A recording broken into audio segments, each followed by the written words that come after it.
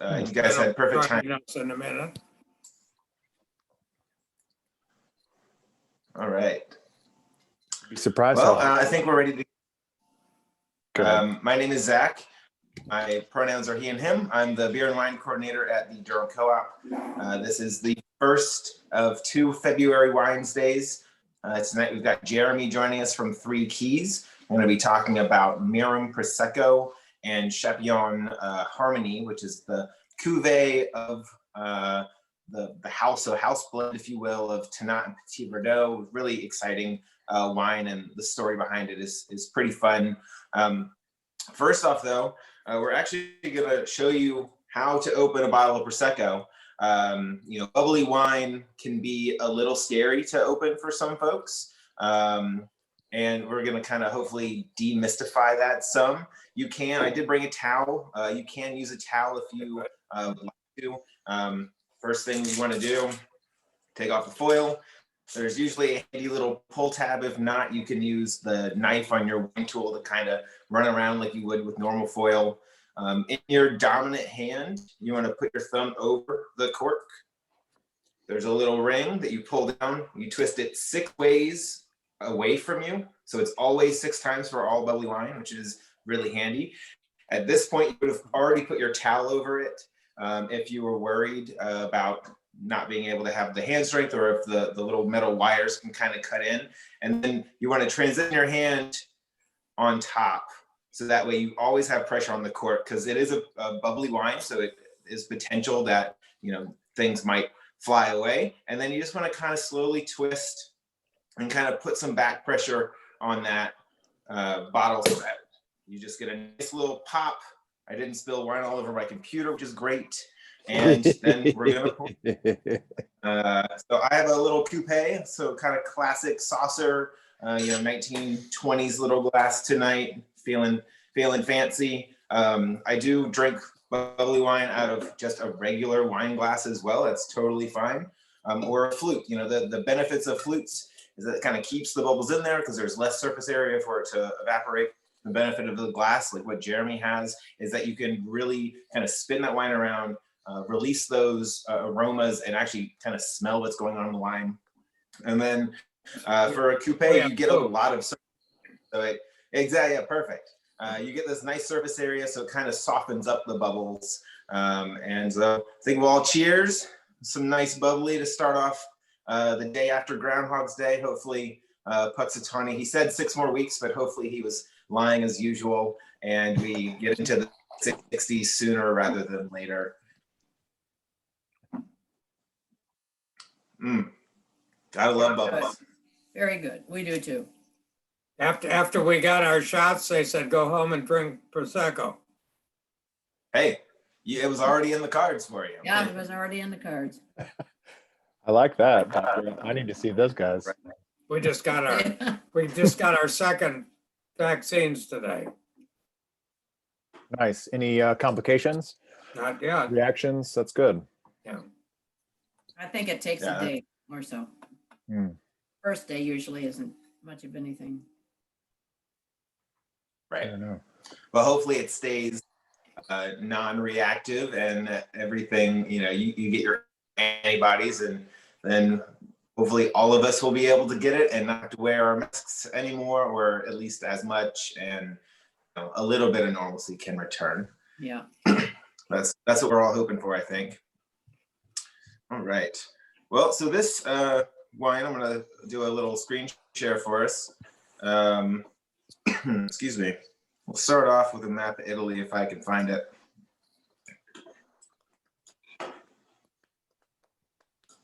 All right. So Italy, we shared this map last time Jeremy was with us, and I think it's a really pretty map. Kind of shows you the mountain ranges, and as we've talked about, geography plays a huge role in winemaking, because at its heart, wine is an agricultural product. It is definitely defined by the rainfall and the soil types and just all of the weather, and then obviously the techniques that are applied to it. Jeremy, if you want to talk about where this comes from, I can kind of zoom around the map some. Sure. And we can get delicious bubbles. Well, first of all, thank you for having me back. It's always a pleasure. I love maps. I think that I need to see it on a place. I've been teaching my stepdaughter how to drive and read a map ahead of time, which is a dying thing. It takes months to order one from North Carolina, just in case you're wondering. And they don't sell them in stores. So you got to really, look for them. But I believe maps are important, especially as we taste and we're looking at, some place that some of us may have been actually in person. Others of us just sort of look at it on the internet. But so the Veneto, where Prosecco comes from, is kind of up in that southeastern arch that hangs just right next to Friuli. If you remember the Pinot Grigio that we did my last time here. So the Veneto, the easiest way to remember the Veneto is all the V's are there. Venice is there. Verona is there. There's some great wines called Valpolicella that are also there. There's another town called Vincenzo there. All the V's are, important in Italy, and they're all right up in there in the Veneto. And so Prosecco is this really beautiful wine that has really seen a renaissance. And maybe Zach, you can chime in here too. For a long time, Prosecco was just sort of, easy drinking bubbles, and we're now seeing real complexity and real depth of flavor, and wineries that are honing in on their location. For instance, there's another V, Valdobbiadene, which is inside the Veneto, and that is some of the best Prosecco out in all of Italy. But we think of it as a really lovely, easy drinking wine, and this wine is right on time with that. The grape is Glera. Am I going too fast? I'm going too fast. No, I think you're fine. Okay. So the grape is Glera, and they just changed the name of it. Maybe, it's 2021. They maybe changed the name of it 4 or 5 years ago. It used to be called the Prosecco grape. And the reason why they changed the name is because the DOC and DOCG allowed for the introduction of Chardonnay. So we don't see it a ton, but they are allowed to put Chardonnay in Prosecco now.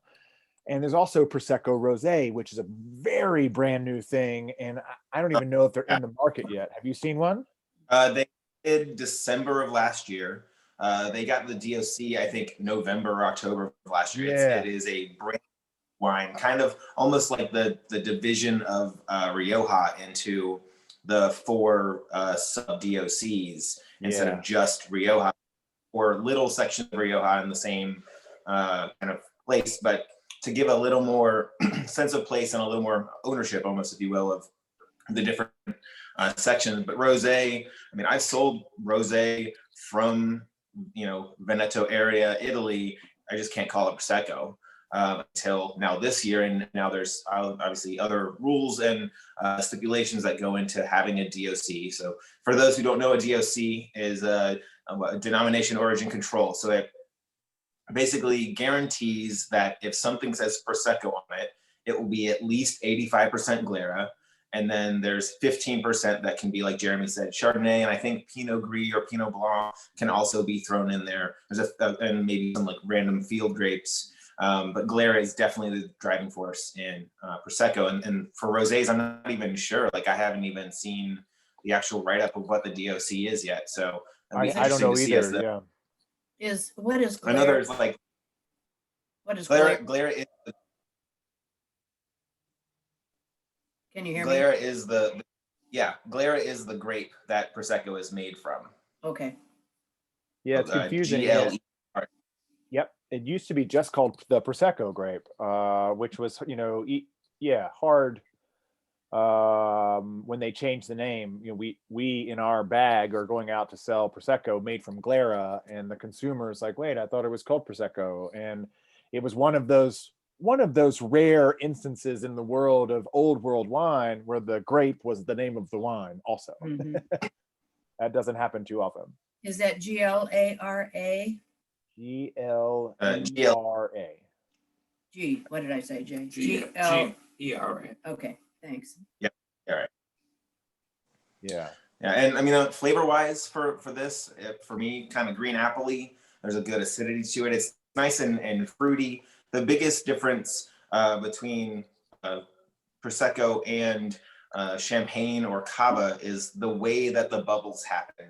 And that's a really big deal. That's what also makes Prosecco a little more, quaffable. So like they've got these kind of bigger, fatter, softer bubbles. There's typically less acidity. This still has a nice brightness to it, but it doesn't have that really kind of razor sharpness that some younger cavas or champagnes can have. And that's what's referred to as the Charmat method. So how these bubbles get in there, they're added in a pressurized tank via CO2. So it's almost, I hate to kind of say this, but it's almost like how beer gets its bubble in some aspects, where CO2 is added to get the bubbles versus method and straw. You might see the champagne method champenois, or how Cava is made, where they are adding a little bit of sugar water to the base, base wine, and then the yeast that's still left over in that base wine eat that sugar and change it into CO2, since it's been kind of encapsulated with like a crown cap. What comes on a bottle of beer is what, all champagne and Cava bottles at one point have had on them. And then they remove that yeast, they fill it up, kind of top it off, if you will, and then, these pressurized corks in there with that, kind of big fat base. Where Prosecco, they bottle it, they add the bubbles to it, and then they shove it into a bottle with the cork. Sometimes you'll see crown caps on Prosecco as well. It's a just, kind of easy closure. We've got a couple at the co-op right now that have both crown cap, have corks. Obviously, screw tops are still a thing. So it doesn't matter. But the biggest difference is the pressure added is much lower in Prosecco than what Cava and Champagne offer. So that gets that softness and that just nice big, big fun bubbles that make it just easy to drink. It's quarter till 6 right now, and this is a nice little aperitif. I can't wait to get into some cheese later, and this would easily carry us over. Jeremy, did you pick up any cheese? I don't know. I did not. I kind of ran out of time today. I might go to the co-op after this and get some cheese. All right, nice. I really like Prosecco so much more than Champagne, because, as you say, Champagne is so, I don't know, so acidic or so razor sharp or something. Well, there's a lot of different styles of champagne, but the basic gist is, because that secondary fermentation happens in the bottle with champagne, and champagne that yeast is sort of eating that sugar away. And so a lot of champagnes, if you're not from North Carolina, you won't understand this, but as soon as you pop that cork, it smells like a good biscuit. And some people don't want to drink their biscuits. And some of them are just so bubbly and so intense. And then, so it just depends on the style of the champagne producer, but you can count on Prosecco, 8 times out of 10 having this flavor profile and then component, and then sort of the elegance and the sweet level of it is adjusting to the winemaker's choice. So this is something that's called an extra dry. And if you look at the back label, it'll say extra dry on there. And I would say probably 90% of the Prosecco that we see in the market is extra dry. And the problem, there is a sort of a false advertisement thing there, in that extra dry means sweeter than brut. So it's confusing. And so really the driest of the dry we don't see in Prosecco, and that's called Brut Nature or Brut Zero. And I've never seen a Prosecco, Zach, if you've seen one. We see that a lot in Champagne, and Cava is a new trend. We're seeing that.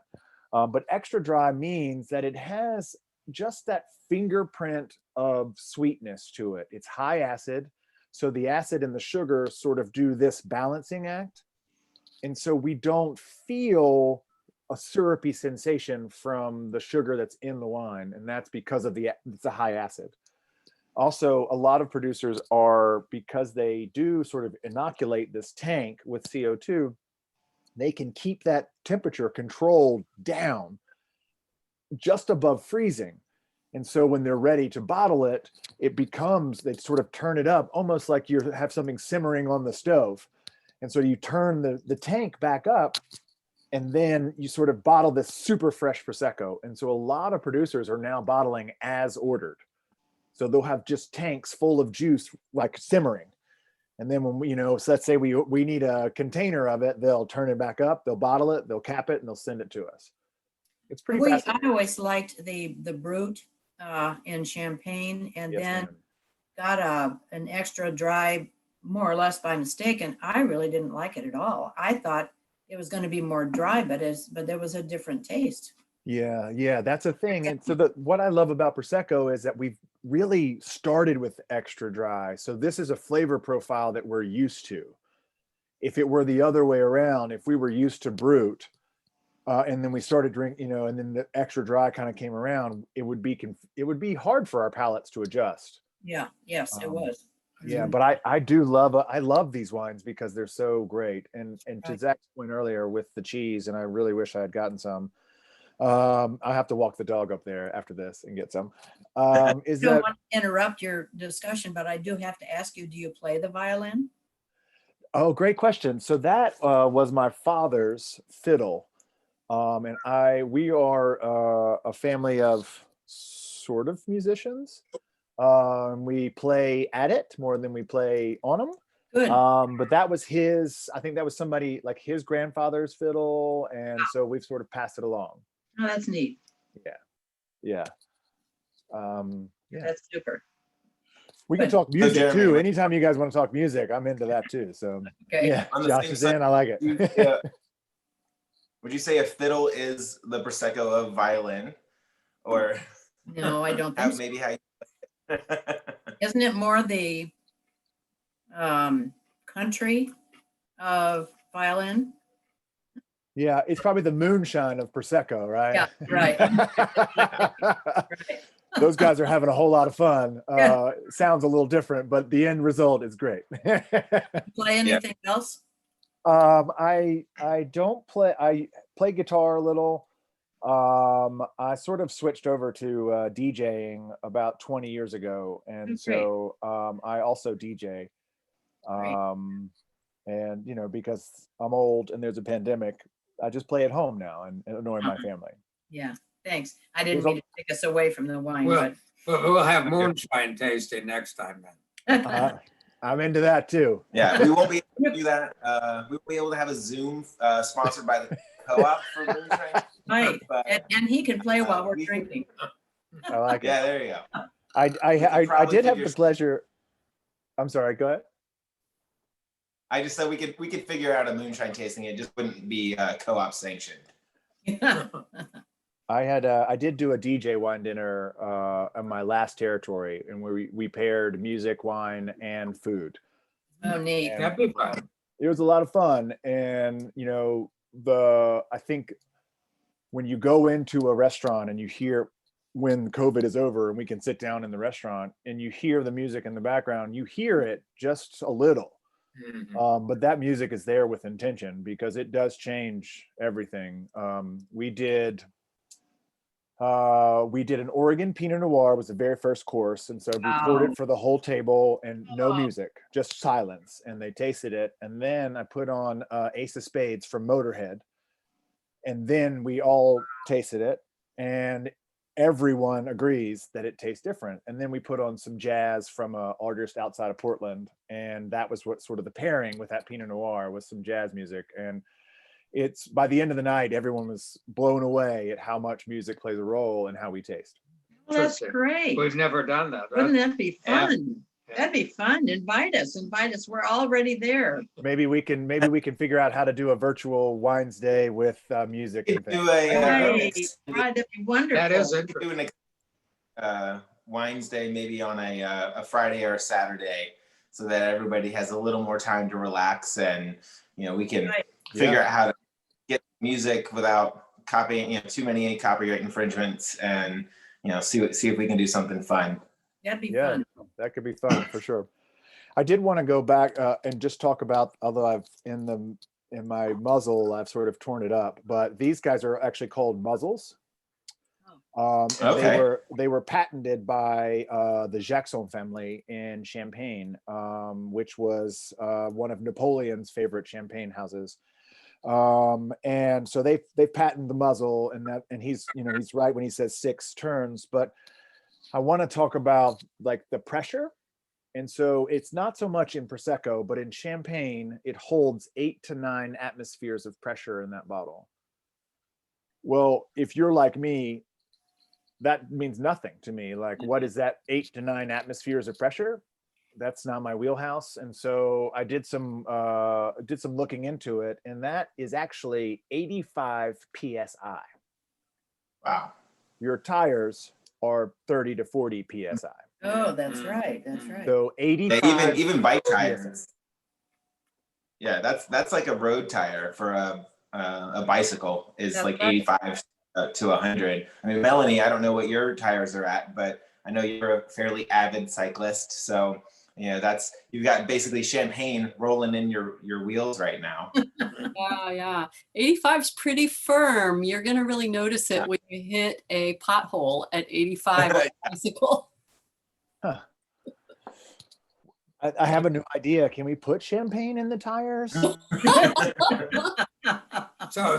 that kind of pressure really preserves it then? I mean, that's the goal to do that? Well, what is happening is the yeast is in, so the pressure's inside that bottle, and the yeast is eating all that sugar and causing all of that CO2. And then they sort of top it off with the dosage, which is just some base wine and a little bit more sugar. And so it holds that pressure, and it just builds up. And that's why, when you pop it, you can really you can hurt yourself on those things. I've lost a few corks, but no eyes. Does that mean, would there be a time frame that you could drink that if that's going on in the bottle? I mean, if it were a year in the bottle or 2 or 5 years, would that make a difference? I don't think that it does, but I don't know that. Yeah, I don't think for Champagne it matters as much. Just on personal experience, you typically see vintage champagnes, which can be decades old, if not longer, and they still have their bubble. Where Prosecco will start to kind of lose some of its bubbliness, just as it kind of almost like evaporates through the cork almost. I've not seen that with Champagne, or at least not to the same extent. But also, that's just me. I don't know that I have kept a bottle of champagne longer than a week or 2. Yeah, Right. that's true. I've had some 96 and I had some 94, and they were beautiful. And that was probably 5 or 6 years ago. So, 10 years Okay. old. No. Yeah, we have 9 at the co-op right now. You have some, what year? We have some 2009 Paul Roger vintage. So that would be 12 years old right 12 now. years old, yeah. And it's great. If anything, I had a bottle about 2 years ago, and I'm kind of excited to try it again to see how it has changed in the last couple of years, see how it's rounded out a little more on the bottle. It felt a little young and a little too sharp on the acid. So I think it's probably incorporated a little more now that it's had some more time in the bottle. Prosecco for me is something that you want to, you buy, you drink, you enjoy, can celebrate, or just have it as an aperitif or as a digestif, something just nice and light and refreshing. And it's very food friendly. People kind of glance over that from time to time, but bubbles, treat them like you would beer, spicy food. Champagne and fried chicken is the new rage. I think Prosecco definitely would fit into that, especially if you had some like Nashville hot, or if you had some, buffalo wings for the Super Bowl this weekend. I think the Prosecco, if you don't want to drink beers, an easy choice. And really, like, these bottles they're on the shelves at the co-op. We try to keep some cold stuff. and it's just fun and just really easygoing. You don't have to have a lot of pretense with bubbles, and that's something that we're trying to let everybody know. If you feel like you're not going to be able to drink it all, if you don't have a champagne stopper, which I'm still trying to find the best one for the co-op, I've personally had success with a balloon. So you just stretch a balloon over the top, and the Prosecco bubbles aren't quite strong enough to pop the balloon off, but also give it a little time to breathe. I've also just had a bottle in my fridge overnight, and it still has bubbles if it's not totally disturbed. Also, but, Jeremy? Take a spoon, a silver spoon, and put it upside down. So the spoon actually is sitting, you put the handle of the spoon inside. Yeah, and that works. Oh, that's good. Zach, could I ask you a question? Yeah, please. Because I'm interested in history. What you're drinking out of, you said, was that historically what they used to use instead of flutes? Coupes, I think, came to real big rise in the 20s, like with the flappers. I don't know. I mean, a lot of, you'll see them now with cocktail usage versus like for bubbly wine, or like a saucer is also what it's called. I would have to look up some, glassware history for you, but I know that's from what I've always known as they were a big 20s thing. And just this kind of classic shape. I got these at Durham Rescue Mission for $3 for 4 of them. So if you're looking for glassware and you don't want to spend a lot, go to thrift stores. I can give you some hints on what to look for, like a maker's mark on the bottom. You'll see some famous brands. If you can actually see something etched on the foot of the glass, that's gonna be a nicer glass. You can take your finger and click the side, and if it has a resonance to it, that's a sign of a good glass. And if there's no like bevel on the lip, that's also a sign. See if I can grab one. Sign they haven't been used. So I don't know if we can see it or not. Let's see. It has, you can kind of see there's some fuzziness in there. That's the maker's mark. We have some glasses that have that on them. Yeah. Yeah. So if you hear that like ring to it, and then the fact that there's no, like, it's just a flat side, that's a good sign. Again, this was a $2 glass at the thrift store. You just have to take your time to like kind of poke through, make sure you can find 2 or 4 or whatever you're looking for. But you don't necessarily need to spend a whole lot on brand new glassware. Unless that's your thing. We have a whole collection of Riedel because that's what we like to drink out of, but it's not as necessary as, a Libby of regular wine glass is totally fine. A coffee cup I've been known on occasion to frequent. So, as long as it's a good vessel, then I think you're good. But if you're looking for glassware, a beveled edge would be harder to drink from, right? So Riedel, which is what I took a class, if you will. So they make what is called varietal specific glassware, where they have kind of designed and looked at how certain wines react to certain shapes and like vessels, and then they've kind of marketed. And there's some hype to it, sure, but if you drink out of a bezeled wine glass and it doesn't hit your tongue the same way as a non-beveled wine glass, so like you can see, this is just a really crisp edge. There's no little ring around the edge, if you will, and it kind of will direct the wine in different parts of your tongue. If you see a Riedel class, I recommend it. You get some glassware, you get to taste some wines. It's a fun thing, and I like their quality glassware because it's fairly sturdy. We throw it in the dishwasher, with the exception of the Pinot glasses because they don't fit, which I didn't realize when I purchased them. And it's still fun glassware to talk about. But speaking of glassware, this is the Bordeaux glass from Riedel, and inside of it is our second wine tonight, which is Chappion Harmony. It is a Petit Verdot and Tannat blend from Spain, made by a Frenchman from the Loire Valley, which I think makes this a super cool wine because it is rustic and earthy and tannic from the Tannat and from the dry arid of Spain, but it's got this finesse to it that the Loire is kind of known for. And it's a great bottle that kind of hangs out on our shelves. It's pretty, it comes in mags for special order once every, 2 or 3 months, something like that, which I think Jeremy's about to grab and show us one. And it's made by this guy, there you go. This guy, we actually have a little video I was gonna share real quick. That we can.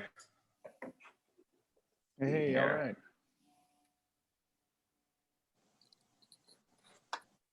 Do we have, oh, hold on. Doesn't work when I'm muted, does it? There we go.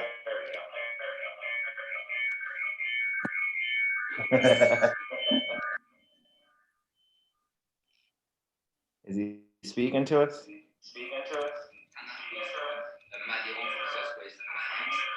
No, it's pretty the feedback, yeah. Too much feedback.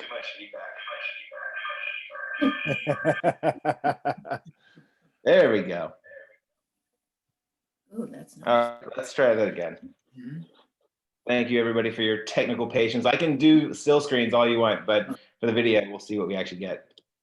The last one tonight is Chapillon Harmonie.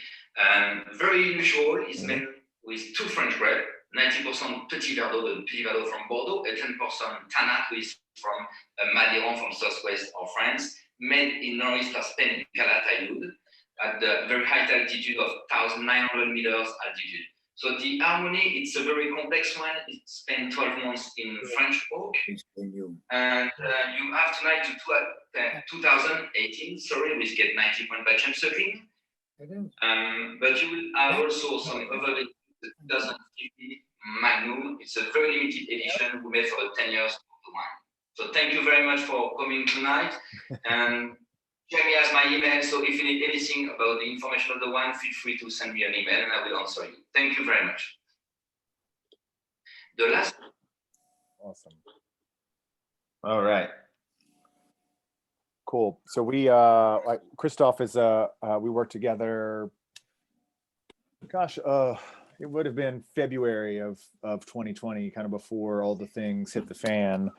And we've done a lot, we've done some virtual events. And so he sent a video for a sort of a pairing tasting we did in Winston-Salem for each of the wines. And so that's, this is the wine that we finished off with. And I love the fact, first of all, that we're having Spanish wine and it's made by clearly a Frenchman. And I think, it just you got to taste with him, right? When he was in town? I thought so. Did. His wines are unmistakably both Spanish and French. And so he met his wife and she's Spanish. And she said, if you want to be with me, you got to move. You got to move to Spain. And he said, okay. And some 20 years later, they've got a couple of kids, they've got a couple of wines. It turns out he actually has a fragrance called Chappion. It sounds good to say, right? Chappion. It sounds very fancy. And I love these wines because they do have that sort of sense to them, but they are so affordable. This wine, that it's Petit Verdot and Tannat, makes me pretty happy as well. Petit Verdot and Tannat are two, and I mean this in the nicest way, are two of the meanest grapes out there. Like if you have, you've had 100% Petit Verdot, even from North Carolina, they're big, they're tannic. They add them to Bordeaux for those big and tannic flavors. Tannat, man, if you can have 100% Tannat, you got to open it up 4 days before you want to drink it. Those things are monsters. Uruguay has some really amazing Tannat, and we're seeing a lot of, as he mentioned, Maturin. We're seeing a lot of those wines get some write-ups in the Wall Street Journal and New York, and people are talking about these wines. They're big, they're tannic. Because of all the tannins, they're really good for you. And so, yeah, when I first had this wine, I knew it was going to be a monster, and it's so beautiful, so elegant, and so well made. I could just smell it. And We do sell a Tanat at the co-op from Uruguay, Awesome. which, because it does super well there. And it's got that really big, like, dark raspberries, huge amount of tannin to it. This is definitely a steak wine, or, some like smoky things. I also love Petit Verdot. It's really hard to find as a single varietal. And I think that this kind of scratches the itch for both of these. It's a really great example of that, like, kind of earthy dustiness that you kind of think of Spain, but then you get that just nice, like, kind of just softness at the same time. It's got some good grip to it, good acidity still. This is, cold winter night one for sure. But at the same time, I think it would translate into, spring barbecues or anything like that. Really, I think just a great wine. Yeah, I can't speak enough about his wines. Everything that he does, it does have that French, that elegance to it. And I think if this was made similarly, by a Spanish winemaker, it would have a bit more rusticity and kind of weight to it. The region that these wines are coming from are Aragon. And that's kind of, do we have a Spanish map? Yeah, I'll pull that up right now. I couldn't remember what I sent you. And the wines of Spain are they're such great value. We know that country for all the great inexpensive wines that kind of hit the market 10 years ago.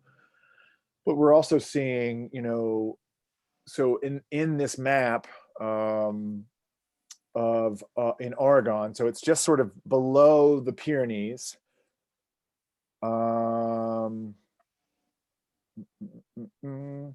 we go. There we go. So if you see, Here. there you go. That's the big region down there. So a little west of Barcelona, in that area in Catalonia. And in the inside that area, there's this area called Dio Calatayud. Do you see it?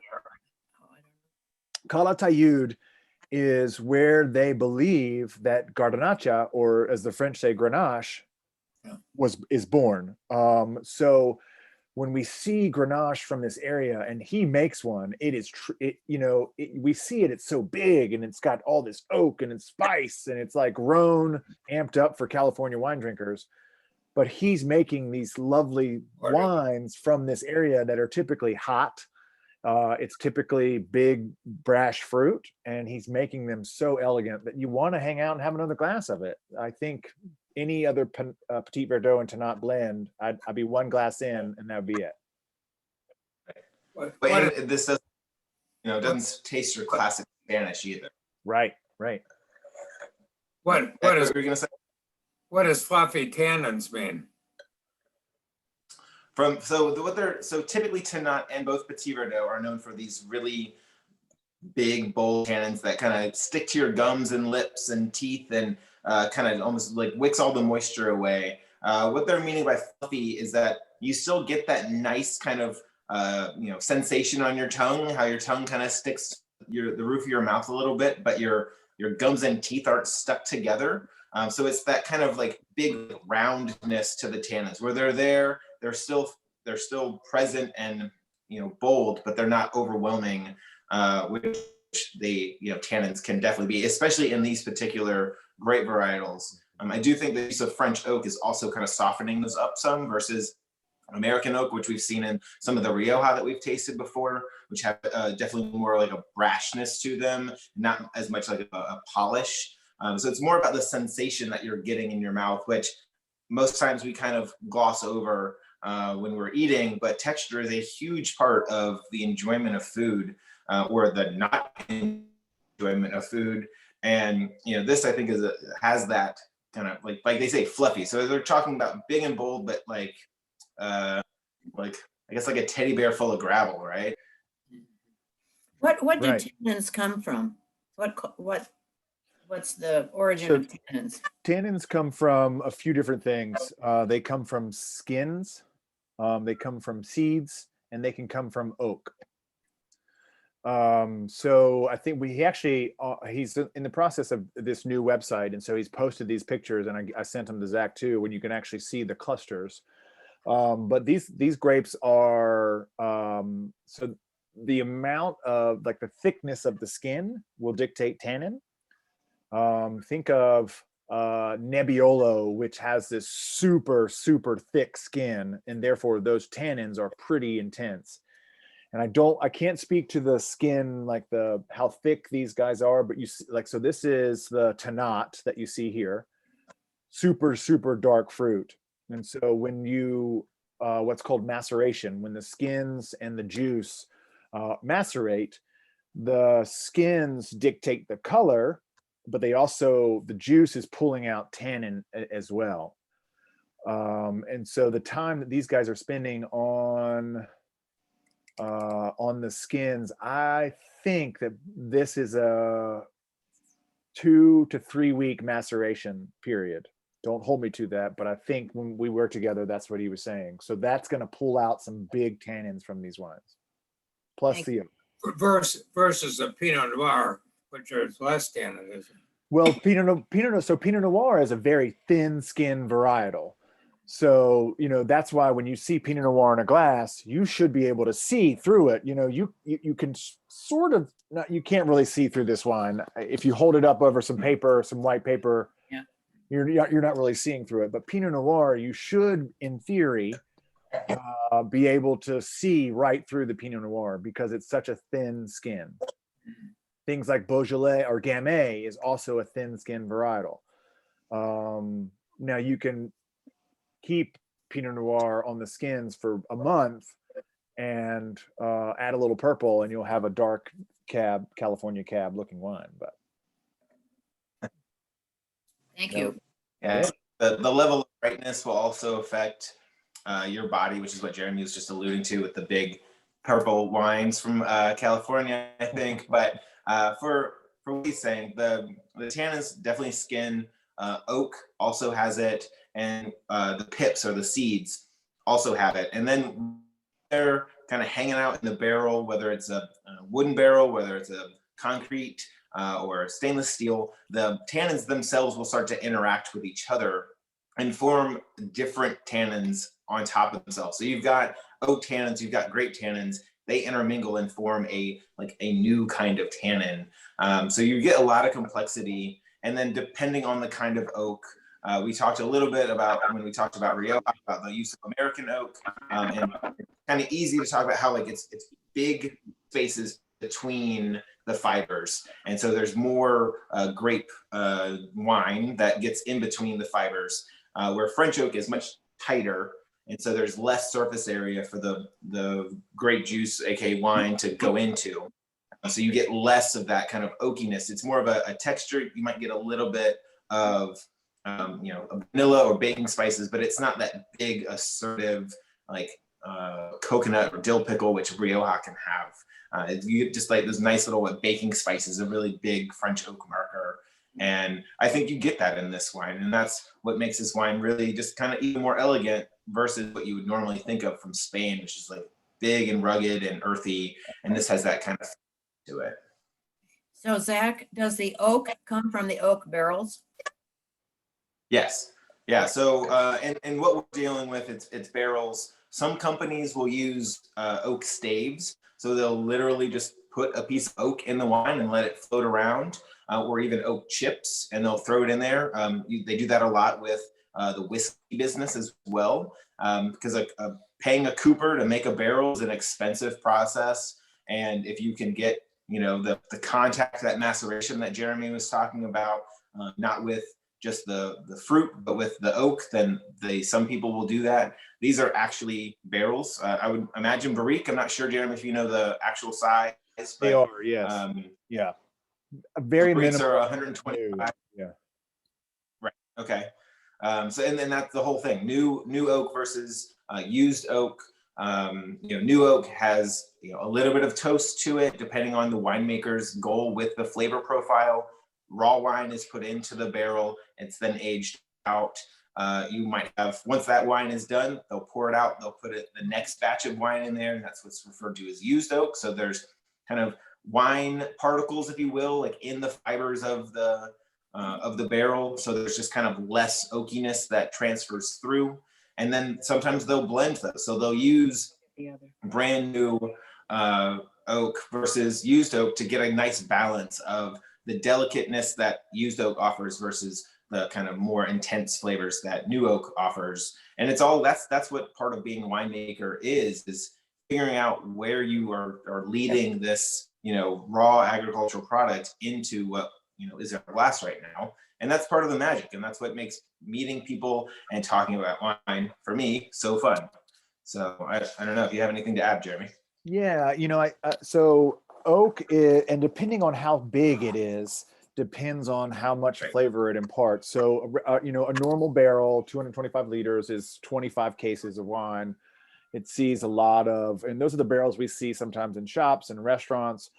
Those, and then they get big. So large foudre, when the heads of the barrels come off and you can get inside to clean the barrel, like literally standing there and cleaning out barrels. Those barrels have been passed down, through generations. Some of them are 600 years old. They're not really imparting that much flavor, but that's what the family has to use to make wine. That's just how they have it. That's their buckets they've got sitting around. And so oak, we're seeing a lot of different uses for wine and I think it's a lot to do with the beer movement. The beer movement, the craft beer movement is, hey, we can do this, we can put it back in amphora, we can put it in this, we can put it in that. And so we're sort of seeing winemakers go, well, why can't we do this also? And so they're using, now concrete is coming back in, and the shape of the barrel is important now as well. We're seeing some cigar-like barrels that are made out of oak. We're seeing like wooden boxes also being made, and they just change out the panels. And then, as Zach mentioned earlier, the EO wood chips. For those of us that don't have all the money to buy a brand new barrel, we can use wood chips. And barrels, last time I checked, like last year, they were maybe, $1,700 for one new barrel. So what I'm hearing you say is that as the barrels get older, they release less oak taste. Correct. Okay. And so it's important to note that. And so when I'm tasting wine with Zach, I always note how much new oak is in the wine, because it's a talking factor. We like to talk about new oak versus used oak. And then is it just neutral, meaning like it's past its prime, we're not really getting any flavors out of it. Those are things that we talk about in the wine, and those are important. And new oak, especially, you can taste like, Bauer Chardonnay, poor Bauer always gets picked on, but Bauer is like 100% new French oak, and man, you can taste it. It's just like buttered popcorn and vanilla and toast, and that's new oak. And but that's it's an expensive bottle of wine, and so you can feel the difference. French, they use new oak in their Chardonnays, but it's less, 20 to 30% new oak. There's a difference between French oak and American oak and any other oaks. Yes, all of the oaks have a flavor profile, and so I think oak, and this is my opinion, and maybe you can chime in here also. I think that American and French oak are the easiest to tell on wines like Cabernet and Tempranillo, especially. You can have a Tempranillo made by the same winery from the same region, one that's in French oak and one that's in American oak, and you're like, oh, I get it. There is a little bit of that vanilla that happens in both. I tend to get more vanilla in French and dill and coconut in American. And they're big differences. We don't see a ton of American oak on white wines, although I think we're seeing some people toy around with that. Like Chardonnay, we generally see French oak. But those reds, like Tempranillo, Rioja versus Ribera de Duero is a great example. French versus American oak. try one side by side, and you'll be able to taste noticeably the difference. Thank you. And what we mean when we say French and American, it doesn't necessarily mean that it was grown in France or grown in America. It's literally the like species of oak tree. Oh, So there are definitely places that grow, French oak in France, or Slavonian oak, or Hungarian oak.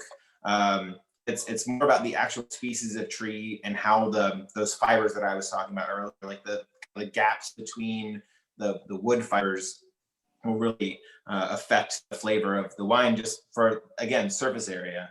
A really big barrel, no matter what it's made out of, will have less surface area overall compared to a barrique that is like this big and like this big around, especially if you have a whole bunch of them that you're then combining into a big tank to then throw into the bottle. But oak is a great thing. Jeremy mentioned amphora, which are these kind of old school clay vessels that they used to use in Roman times, because they would. what did they call those? What's the name of those? Amphora. Okay. Amphora. How do you spell? They're AMPH. AMPH. Yeah, you got it. ORAE, I think. Okay. They don't have bottoms. They're like conical, and they made them like that so that they would stack on ships as they would sail across the Mediterranean, because they would kind of nestle into each other.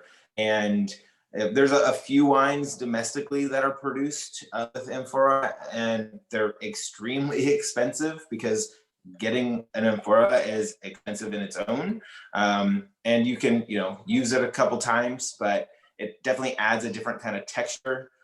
In Muscadet, they use enamel-lined cement vats. In Chile and Argentina, they're using concrete eggs. So all those sources, and then as Jeremy mentioned with the beer movement, people are rediscovering how things were made a millennia ago, and they're like, okay, they made it like for a reason. I'm going to give it a whirl. And now that we have all this technology behind us and accessibility, almost, we still have to put a lot of legwork in there to do that. People are playing around, and it's really nice to see how these experiments that we get to experience now, knowing the history behind them, is how they all kind of play out. I think it's really interesting. We'll have to figure out if we have a French versus American from the same producer or same area, and see if we can kind of show that side by side.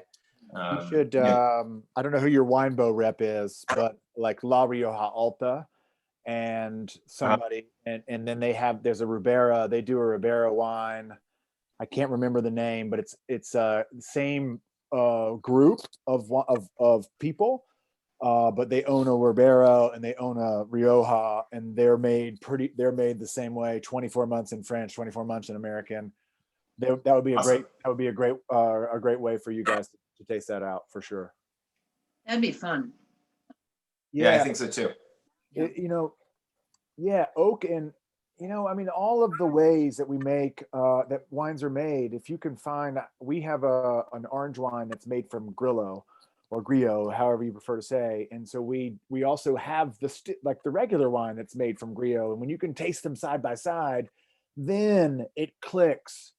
Oh, I see the difference now. Like really, we as a consumer, we just sort of drink wine to hang out and have some cheese, right? And some company. And so now we're doing it all together. But in order to really, if you want to nerd out, there's ways to do it. And Zach can always help you with that, because his selection's pretty, we also shop there as well. It's great. There's things that you can do, these sort of comparative things, and you can go, oh, okay, this wine has 10% Tannat. Next time you're in the co-op, pick it up again and buy the one from Uruguay that's 100% Tannat, and then see the difference. It's fun that way. That's the only reason why I'm in this business. Yeah, that would be fun. Yeah, it's a good time. What Jeremy said, with orange wine, if you're not familiar with the term, orange wine is white wine that's made like red wine. That's the most base way to say it, where instead of pressing the juice out of white wine, turning it into Pinot Grigio or Pinot Blanc or Chardonnay, they let the skins hang out and macerate like they would for a red wine. So it doesn't necessarily withdraw tannins, but it withdraws this texture. I'm not sure, it might But be. it can. Just there's white grapes typically have that, since they don't have any anthocyanin, which is the red color, they don't have that kind of texture, but they develop this texture being on the skins, and it's super interesting. We have that Piquette from Stardust Cellars in North Carolina.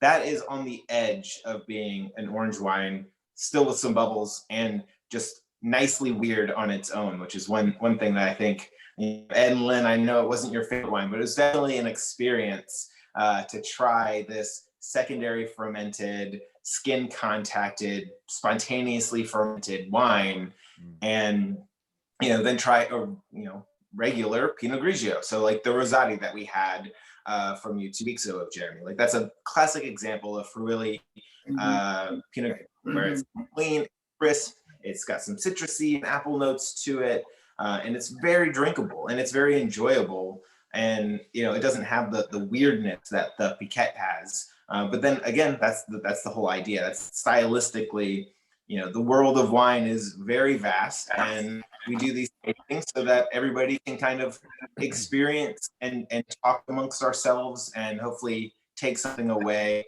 and still learn and still enjoy. That's the whole point of ingesting food and ingesting, beverage, is to enjoy what you're doing. We only really get to do this one time, so cheers to enjoying good wine and food. Absolutely. We're loving it. Thank you all. Thank Yeah, you. thank you so Thank you, much. Jeremy. Thank you for having me. If you have any questions, let me know. Zach can always get a hold of me. You guys can also get a hold of me as well. Where are you located? I live maybe 3 or 4 blocks away from the co-op. Oh, okay. And do you sell wine, or do you have what is your? So I work for a wholesaler. I work for 3 Keys, and we sell to folks with licenses. So you have to have an ABC license for me to sell to you, but I sell to the co-op. I sell to restaurants. I sell to country clubs. I have a couple of gas stations that I sell to as well. Yeah. Anybody that has a license and wants to buy from me, I'm happy to help. Okay. Within this region? Well, so technically speaking, my territory is the Triangle. But when I first started selling wine 100 years ago, I started selling wine about 16 years ago in Winston-Salem, Greensboro, and High Point. And so that is also my territory, because I have a lot of connections there, and I go there every other week or so and just hang out with some buddies and and sell some wine and do some events for them. And then I moved here from Beaufort, North Carolina, not Beaufort. Yeah. And I was out there selling wine for about 2.5 years, and then I ran a wine bar. So I go out there also and sell wine. I go out there once a month to visit and sell wine. So Wide territory. What a great job. Yeah, that's fun. I mean, it could be worse. I could be. My brother's first sales job was pagers, and that shows you how old we are. But good thing I'm not selling those. Yeah, right. Yeah. Well, you do a great job. We appreciate most people want to see me when I show up with a bag full of wine. Right, that's right. Not a bad way to say hello to everybody. Yeah, it could be worse. If there's any other questions, please ask away. Otherwise, we will see you at next wine, which is February 17th. We've got some fun wines in the works right now, looking at some French white and possibly some Spanish red again. So we're kind of playing around. Check the website, durham.coop/winesday. We also post this on social media, on Instagram and Facebook. If you're a friend of mine, I try to share this event as well. So again, thank you, Josh and partner, for joining. It was great to see you in the co-op today. Hopefully you enjoyed your first virtual wines day. And like I said, they're all recorded. So if you ever want to revisit, we've got about, I think, 13 now, something like that, which is pretty great. And we've covered almost all the world now. So we're, still doing it. But thank you very much, everybody. Have a great night. And we will hopefully see you next Wednesday. Thank Thank you, guys. you. Thank you. Bye. Thank Thanks. you. Bye. All right. Bye.